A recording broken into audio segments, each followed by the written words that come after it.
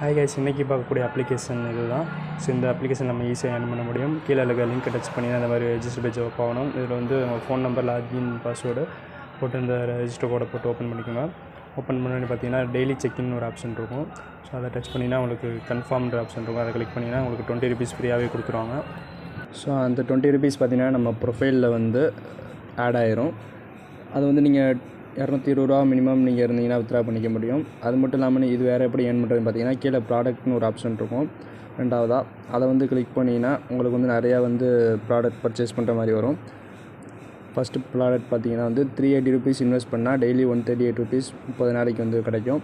அதே மாதிரி 900, 1200 அப்படின்னு அமௌண்ட்டு கூட நமக்கு வந்து ப்ராஃபிட்டும் அதிகமாக கிடைக்கும்.